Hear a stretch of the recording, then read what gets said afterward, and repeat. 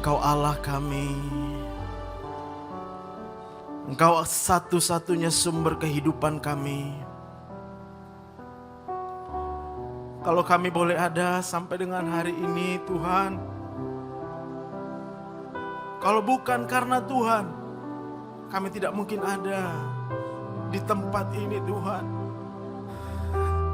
Kami merendahkan diri kami di hadapan-Mu. Allah kami, Allah Israel, Allah Abraham, Allah Yakub,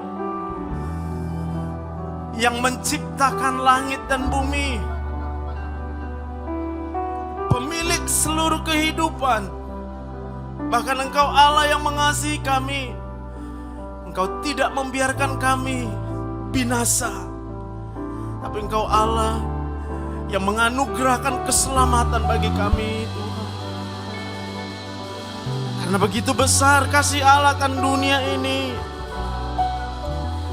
sehingga Engkau mengaruniakan anak-Mu yang tunggal, Tuhan kami Yesus Kristus, supaya setiap orang yang mengasihi-Mu, Engkau selamatkan Tuhan. Terima kasih Tuhan Yesus. Dan saat ini kami mau mendengarkan Engkau berbicara bagi kami Tuhan. Kami memohon Engkau menyatakan isi hati-Mu bagi kami. Segala hal yang tidak berkenan kepadamu ya Tuhan, mohon Engkau beritahukan kepada kami. Dan kami berjanji kami mau berubah. Supaya hidup kami semakin hari semakin sesuai dengan apa yang Kau kehendaki Tuhan. Sebab Engkaulah pemilik kehidupan kami. Terima kasih Allah kami yang baik. Ini doa kami di dalam nama Tuhan Yesus. Yang siap mendengarkan firman Tuhan bersama kita katakan amin, amin, haleluya, haleluya. Mari silakan duduk Bapak Ibu yang dikasihi Tuhan. Shalom Bapak Ibu, apa kabar hari ini? Haleluya. Kalau bukan karena Tuhan, kita tidak mungkin ada di sini. Kalau bukan karena kebaikan Tuhan, kita tidak mungkin ada di sini. Dan hari ini kita mau sama-sama mendengarkan Tuhan berbicara bagi kita tentang suatu yang sangat penting, tapi mohon maaf, terkadang kita sebagai orang percaya pun sering lalai menanggapi daripada hal ini. Berbicara tentang berkat sepertinya sesuatu yang memang kewajaran bagi orang-orang percaya. Lalu kemudian hari demi hari orang percaya menjalani kehidupan kekristenannya mengejar berkat tersebut. Kita terobsesi dengan berkat Tuhan. Kita benar-benar terfokus dengan berkat Tuhan sampai kita tidak menyadari sebenarnya yang pertama berkat apa yang dimaksudkan oleh Tuhan. Bahkan yang lebih buruk lagi sampai kita tidak pernah menyadari keberadaan daripada Tuhan yang memberikan kita kehidupan. Kita dengan gampang kemudian berdoa setiap waktu hanya meminta, berkati saya Tuhan. Berkati saya Tuhan. Kita tidak pernah bertanya sama Tuhan, sebenarnya apa maksud Tuhan atas hidup yang Tuhan masih berikan buat kita. Jadi tema yang mau saya sharingkan dengan kita bersama-sama hari ini adalah mari kita berhenti mengejar berkat jasmani demi berkat rohani. Ini tambah satu pelajaran buat kita. Berkat itu kemudian harus bisa kita bedakan Ini berkat rohani atau berkat jasmani yang kita minta?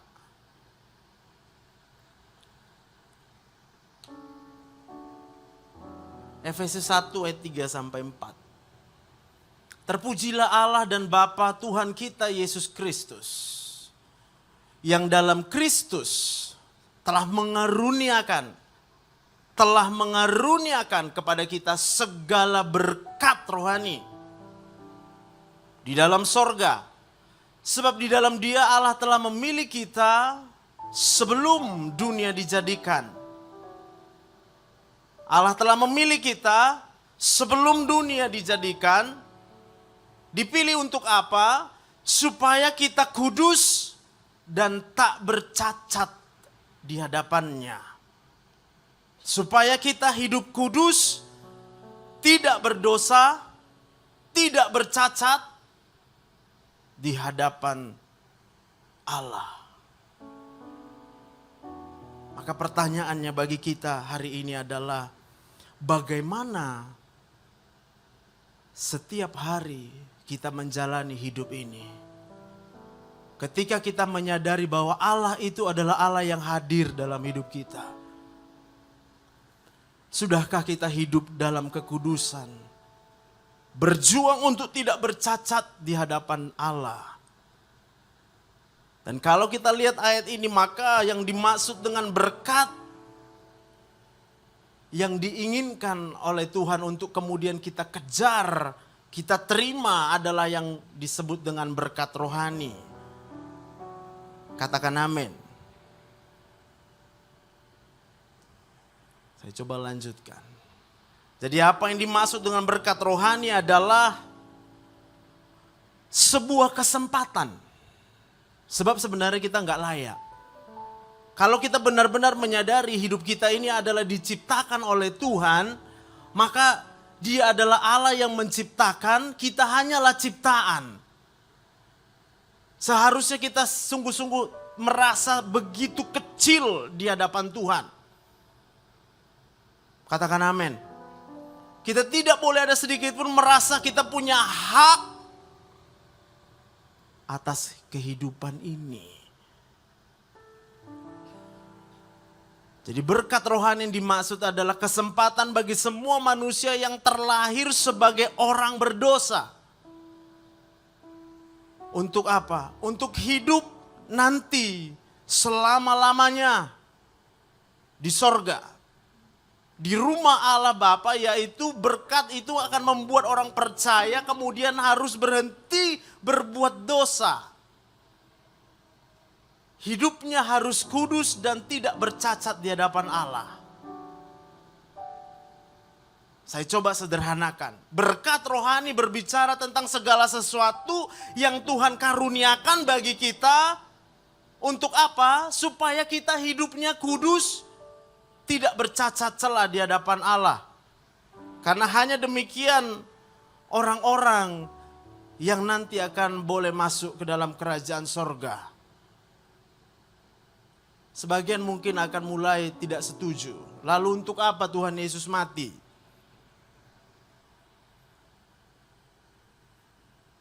Ada banyak orang-orang Kristen sampai hari ini mungkin dia udah bertahun-tahun hidup sebagai orang Kristen. Tapi kalau ditanya, dia tidak yakin dia masuk sorga. Kalau memang itu adalah sikap daripada kerendahan hatinya, puji Tuhan. Tapi kebanyakan kemudian orang-orang Kristen berpikir itu menjadi pembelaan bagi dia. Lalu kemudian memohon-mohon kepada Tuhan. Tolonglah Tuhan, supaya saya boleh masuk sorga. Ayat Efesus ini yang sudah kita baca, Tuhan sudah mengaruniakan, telah mengaruniakan. Katakan amin. Dalam hidup kita, sejak daripada kita dilahirkan di dunia ini, Tuhan sudah berikan berkat rohani itu. Tapi tujuannya adalah supaya kita hidup kudus, tidak bercacat.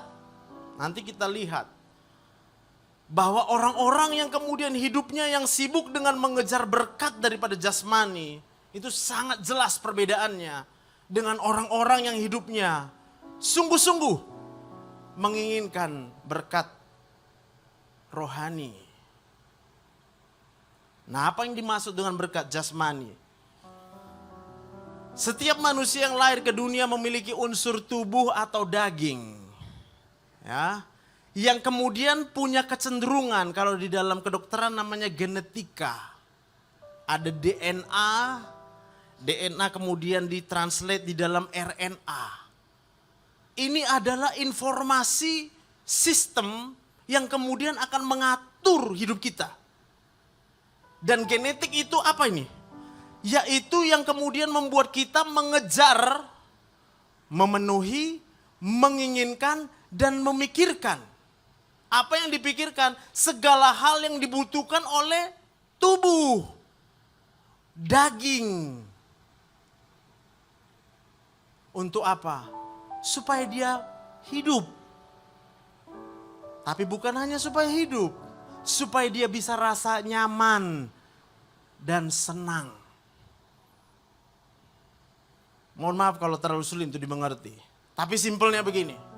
Semua orang yang ketika dia dilahirkan, tujuannya cuma satu. Hidup pengen senang. Hidup pengen nyaman. Dan apa yang bisa kita lihat adalah ketika bayi-bayi yang baru dilahirkan. Bisa lihat. Ketika ada hal yang sangat kecil yang dia nggak senang, apa yang dilakukan oleh bayi? Dia nangis. Dia akan memberontak dengan keadaan. Lalu kalau sudah dewasa emang enggak?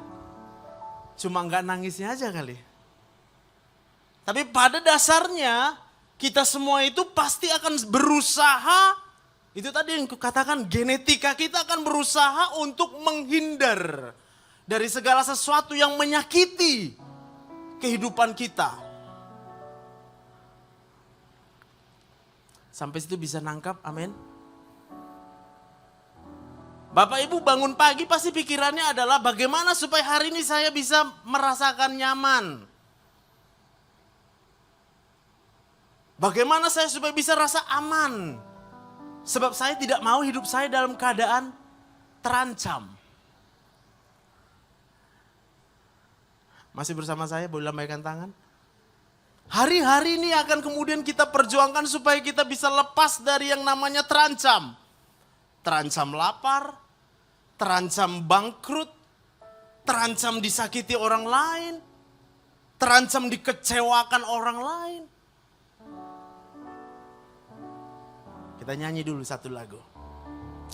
Sekalipun aku dalam lembah kelam, ku tak takut sebab kau besertaku, amin. Sekalipun badai topan datang menerpa, ku tak gentar sebab kau di sisiku. Katakan aku percaya, aku percaya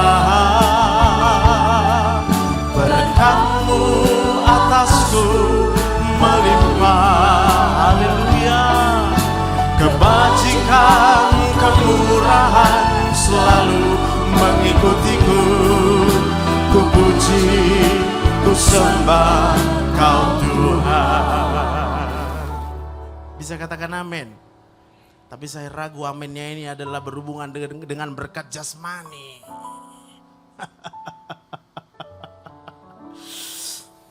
Nah, saya bertemu dengan begitu banyak pasien ya. Dan apa yang paling menggelitik dalam satu minggu ini adalah ternyata ada banyak orang yang fokusnya pengen sehat. Dia pengen sehat, gak mau sakit. Sehingga waktu saya katakan, Bu, kalau ibu mau sehat, obatnya hati yang gembira. Kalau ibu mau punya hati yang gembira, ibu harus bisa bersyukur saja. Jangan minta-minta sama Tuhan. Dia bilang gitu. Sebab bisa, saya sering katakan analogi bahkan. Kalau kemudian seseorang memberikan satu benda kepada kita, lalu kita terima benda itu, wajar dan pantas enggak kalau kita berkata terima kasih? Lalu saya tanya, ibu setuju kalau hidup ibu itu adalah pemberian Tuhan? Oh setuju, haleluya, dia bilang gitu. Oh ya. Lalu saya tantang lagi, kalau hari ini ibu masih sakit, besok doanya apa bu? Ya, syukurlah dok. Terus apa lagi? Ya minta dong supaya sehat. Oh minta. Itu hidup yang ada sama ibu, siapa yang beri bu? Ya Tuhan. Terus karena ibu rasa kurang sehat, ibu minta gitu bu. Karena saya nggak suka benda ini.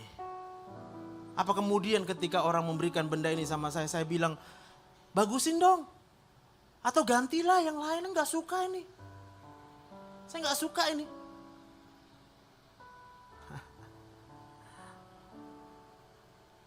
Lalu sebagian akan berani dari chat ya. Ini saya sering chat. Saudara yang kemudian begitu, kalau penyakit sekarang namanya overthinking. Istilah kedokterannya sebenarnya obsesif. Dia terobsesi dengan hal itu. Dia terobsesi dengan badan yang tidak boleh rasa sakit. Wih. Bangun pagi sakit dikit aja, dia keluhkan. Sakit sini saya, sakit. Dada sebelah kiri sakit. Tiap hari obsesinya adalah bagaimana supaya rasa sakit itu bisa hilang.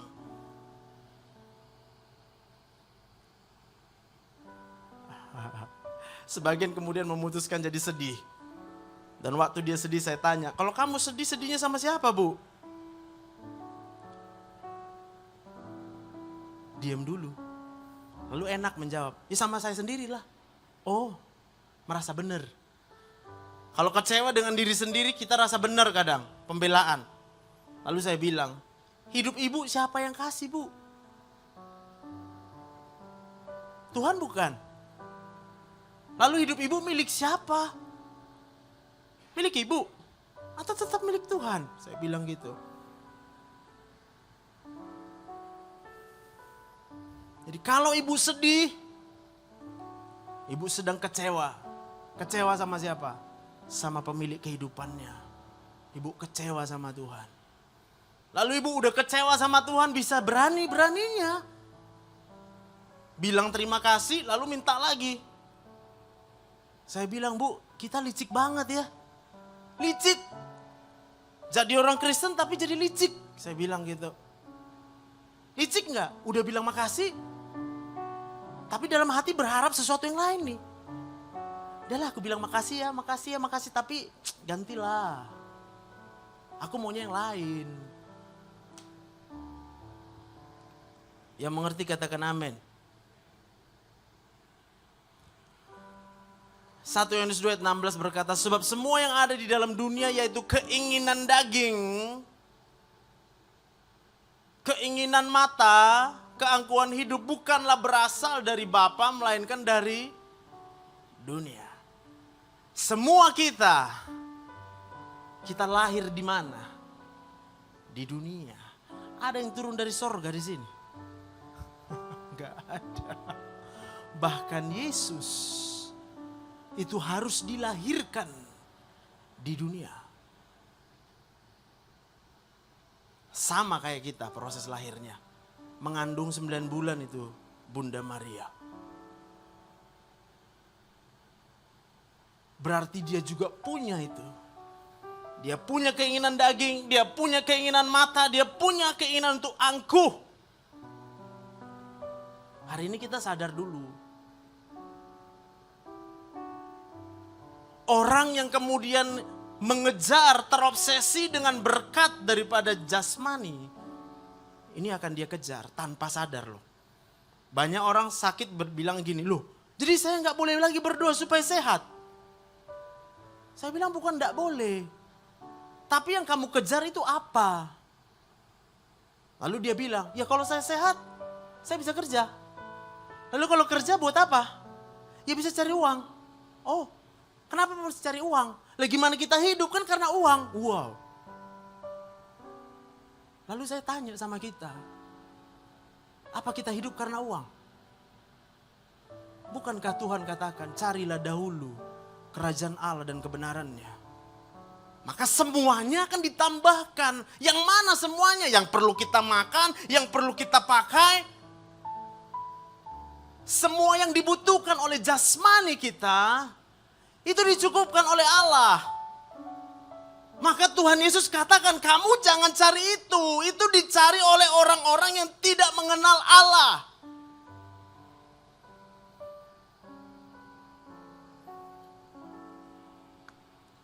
Apakah kita dapat mengejar berkat jasmani dan mengejar berkat rohani pada waktu yang bersamaan? Ya. Sebagian mungkin, ya saya mikir itu, tapi saya mikir juga loh ke Tuhan loh, mikir juga. Bayangkan betapa jauhnya arahnya, Bu. Satu arahnya ke dunia, satu arahnya kemana? Sorga. Bisa kita kejar dua-dua, ku kejar dunia, ku kejar sorga. Ya, terbelah badanku. Ya kan kadang-kadang boleh ke dunia, kadang-kadang ke sorga juga nya. Ya, sampai di mana? Hidup kita hanya akan sampai di situ-situ saja. Kalau kita bilang, dua-dua mau kita kejar. Yang mengerti katakan amin. Oke. Jadi Allah Bapa berjanji untuk menyediakan berkat rohani selagi kita masih hidup di dunia. Supaya kita dapat hidup kudus dan tak bercacat di hadapan Bapa. Ini tanamkan benar-benar. Apa yang kita minta dari Tuhan. Kemarin saya sharing dengan mahasiswa yang saya ajar. Cenderung saya akan katakan kalau kamu berdoa bersyukur aja jangan minta-minta. Sebenarnya tujuannya adalah kalau kamu minta-minta sekarang dalam keadaan seperti ini pasti yang kamu minta itu adalah berkat jasmani.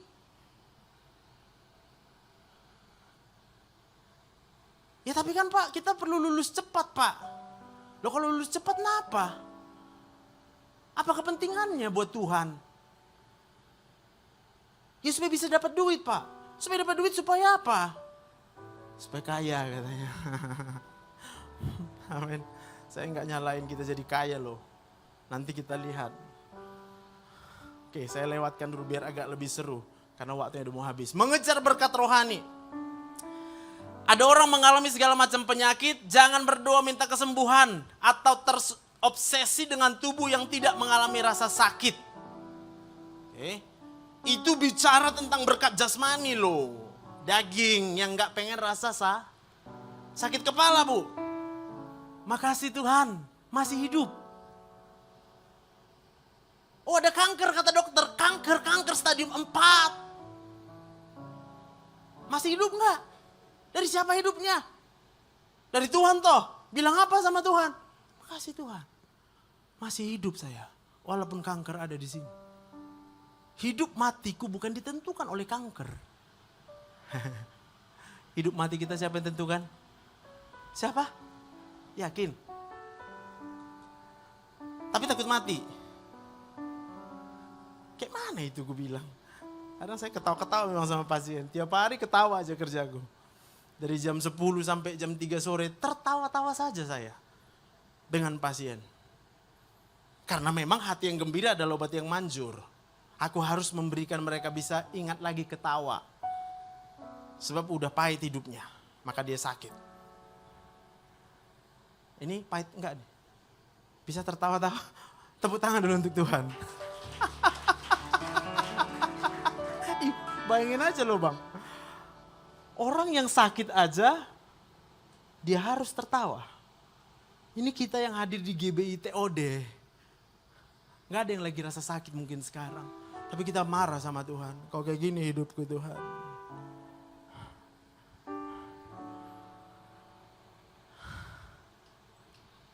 Nah Yesus berkata, dan jika tanganmu yang kanan menyesatkan engkau, penggalah dan buanglah itu karena lebih baik bagimu jika satu dari anggota tubuhmu binasa daripada tubuhmu dengan utuh masuk neraka.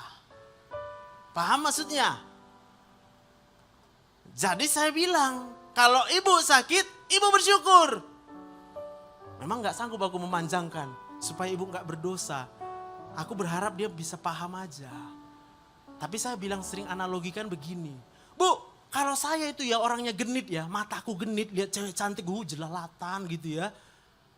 Aku punya uang banyak, ganteng lagi. Perempuan mana yang gak mau sama aku bilang. Mana lebih baik? Aku jatuh sakit kena kanker di tempat tidur. Atau aku sehat-sehat, tapi genit. Berkat rohaninya adalah ketika kita sakit, kita sadar dulu. Tuhan, makasih Tuhan. Kau sedang menghindarkan aku dari dosa.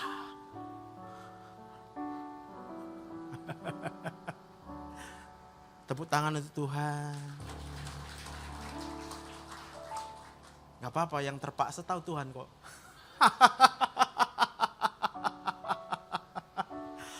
Amin. Maka lagu tadi nyambung. Sekalipun aku dalam lembah kelam, ku tak takut sebab kau besertaku. Sekalipun badai topan datang menerpa, ku tak gentar sebab kau di sisiku. Dengan iman aku percaya, aku percaya. Berkat-Mu, berkat rohani menjadikan kita kudus, tidak bercacat di hadapan Allah. Haleluya. Ku puji, ku sembah Kau. Katakan aku percaya.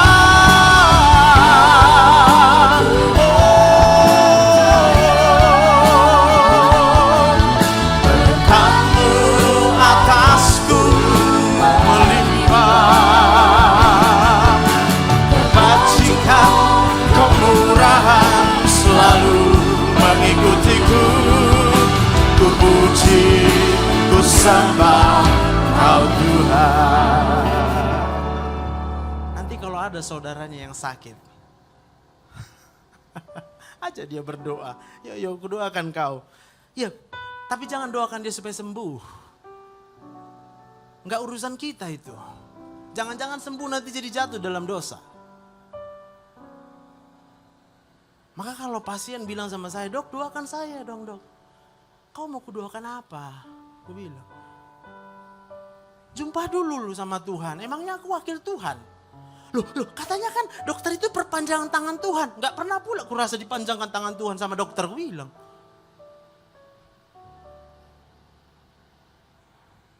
Bisa paham ya?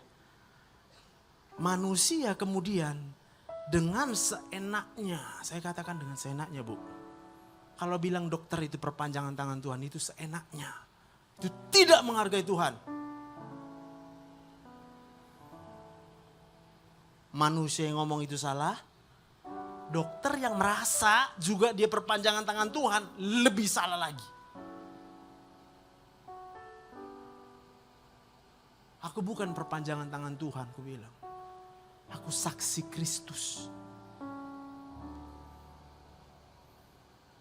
Ibu harus lihat siapa diriku ini. Itu Yesus, aku bilang. Gak ada ku panjang-panjangkan tangannya. Yang mengerti katakan amin. Yuk kita lihat lagi orang yang mengejar berkat jasmani yang lain. Banyak ini. Belum mendapat pekerjaan. Bisnis bangkrut. Jadi stres karena khawatir apa yang akan dimakan atau dipakai di hari yang akan datang. Padahal Allah itu pasti memelihara hidup manusia menurut yes. Karena hidup mati di tangan Tuhan. Tetapi Yesus menjawab, ada tertulis. Manusia hidup bukan dari roti saja. Sebab kalau dia hidup dari roti saja dia mati.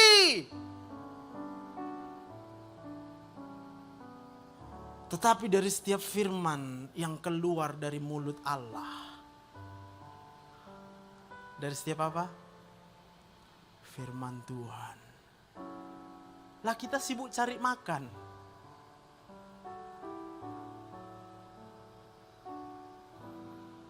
Apa yang dicari makan?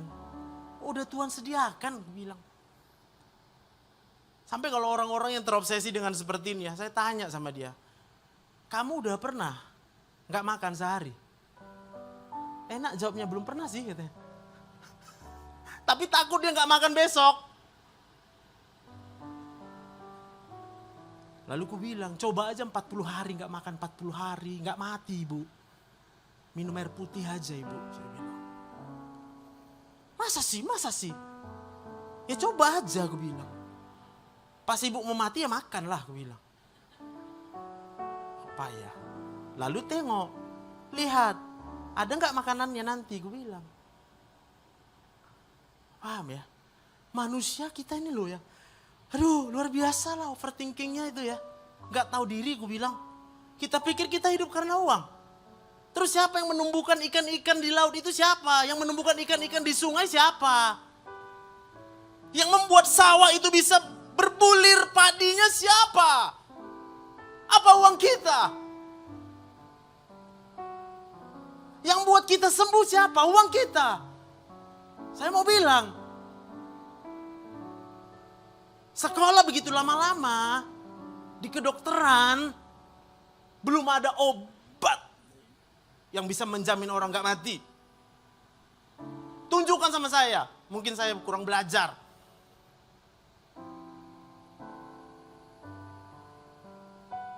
Kita tuh harusnya minta ampun sama Tuhan, tiap hari minta ampun. Supaya apa? Pikiran kita bisa jauh dari berkat jasmani ini. Yang kita kejar cuma keinginan daging, keangkuhan hidup. Kata Yesus kepada mereka, makananku ialah melakukan kehendak Dia yang mengutus aku dan menyelesaikan pekerjaannya. Jadi aku bilang kalau orang belum punya kerja, kadang mau juga dia. Saya stres dok, gak punya kerja. Aku jawablah, mulai besok kau baca Alkitab. Kau lakukan apa maunya Tuhan dari situ, gue bilang. Ini supaya kau hidup. Yang mengerti tepuk tangan buat Tuhan. Banyak bu. Satu lagi terakhir. Kehilangan harta. Kehilangan kekayaan. Jabatan kita mungkin digeser sama orang. Bahkan kita kehilangan power, kekuasaan kita hilang. Orang yang mengejar berkat jasmani, saya langsung simpulkan sih, pasti jadi stres. Kalau hari ini kita stres karena kehilangan yang gue bilang ini, berarti kita ngejar berkat jasmani. Kecewa, marah-marah. Saya mau bilang, kalau hilang harta kita bu, bersyukur. Waduh Tuhan makasih Tuhan hilang hartaku. Waduh nangis kita nangis bersyukur. Haleluya Tuhan. Gak kaya lagi aku Tuhan. Kenapa? Ini Tuhan Yesus yang ngomong ya. Tetapi celakalah kamu, hai kamu yang kaya. Karena dalam kekayaanmu kamu telah memperoleh penghiburanmu. Wow. Jadi kalau hari ini aku kaya, lalu aku senang, aku kaya, enaknya kaya. Apa yang terjadi sama saya? Mati aku. Lalu gak boleh jadi kaya? Boleh Pak. Tapi jangan kita bahagia karena kekayaan itu. Lihat uang banyak, biarin aja sih itu Pak. Gak usah dihitung-hitung, nanti bunganya sekian ya. Sekian deposito dihitung ya. Hati-hati. Karena waktu nanti kita kehilangan itu. Dan memang Tuhan izinkan nanti kehilangan itu. Hanya apa? Supaya jangan sampai kita bahagia dengan kekayaan. Lebih bagus kita menderita dulu. Nyadar.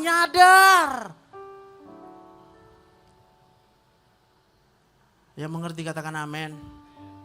Ini banyak nih. Yang sakit ibu-ibu. Opung-opung. Yang punya harta banyak. Stres dia. Kenapa kau stres Pung? Ku bilang, iya anakku jahat kali dihabiskan uangku. Oh bagus itu Bu, bagus ku bilang. Bagus itu Pung. Apa maksudmu bagus katanya? Supaya bertobat kau. Karena Tuhan sayang samamu. Gak mau Tuhan kau celaka. Karena bahagia kali kau kalau kaya kan. Terdiam dia. Amin. Ada yang berani sekarang berjanji sama Tuhan. Tuhan saya gak bahagia kalau kaya. Biasa-biasa aja.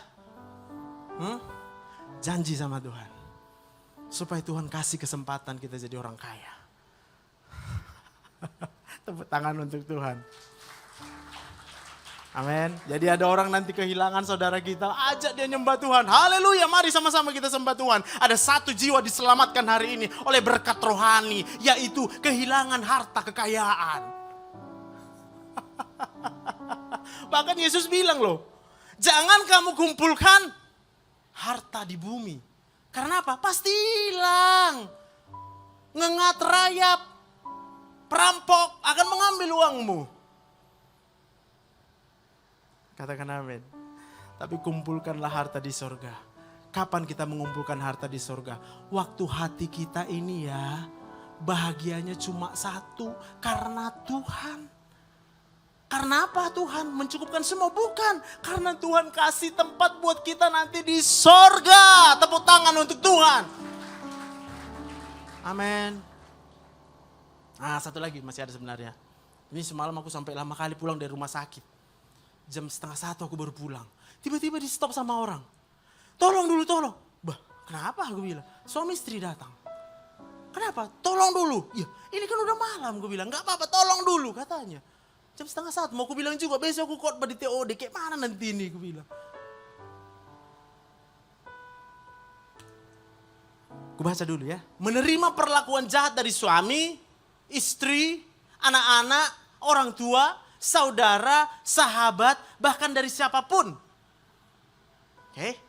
Orang yang mengejar berkat jasmani pasti akan rasanya sakit hati, marah, bahkan dendam. Karena jikalau kamu mengampuni kesalahan orang, Bapamu yang di sorga akan mengampuni kamu juga. Tetapi jikalau kamu tidak mengampuni orang, Bapamu juga tidak akan mengampuni kesalahanmu.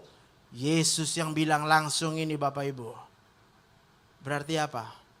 Supaya kita bisa diampuni kesalahan kita. Allah itu harus memastikan dulu kita ini bisa mengampuni enggak?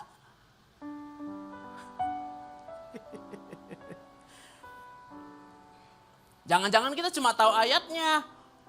Tapi ketika kita disakiti, widih panas.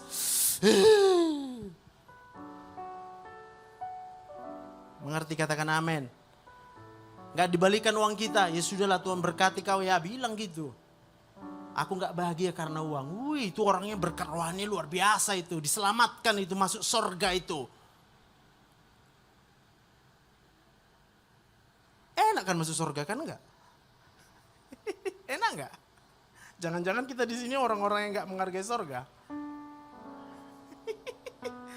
Begitu terobsesi dengan dunia. Yesus katakan apa? Janganlah kamu hidup mengikuti keinginan dunia. Ayo, sadarkan diri kita hari ini. Berkat rohani ini tersedia dalam setiap kehidupan kita hari demi hari. Untuk menjamin keselamatan kita. Kita bisa hidup kekal di sorga bersama Tuhan. Tepuk tangan buat Tuhan. Mari kita bangkit berdiri, katakan. Aku percaya berkat-Mu atasku melimpah, kebajikan, kemurahan selalu mengikutiku. Ku puji, ku sembah Kau Tuhan. Katakan aku percaya.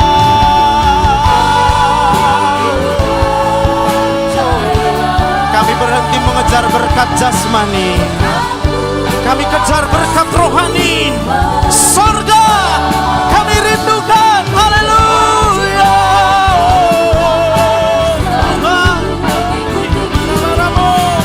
Puji, ku sembah Kau Tuhan. Aku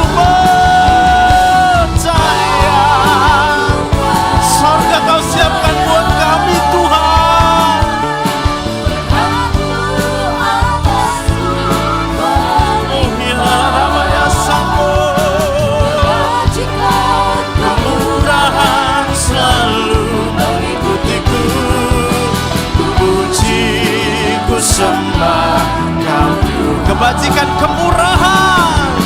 Kebajikan, kemurahan selalu mengikutiku. Ku puji, ku sembah Kau. Sekali lagi, kebajikan dan kemurahan. Kebajikan, kemurahan selalu mengikutiku. Ku puji, ku sembah Kau, Tuhan.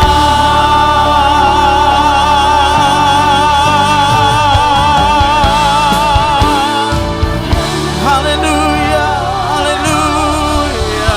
Oh ya, la la la la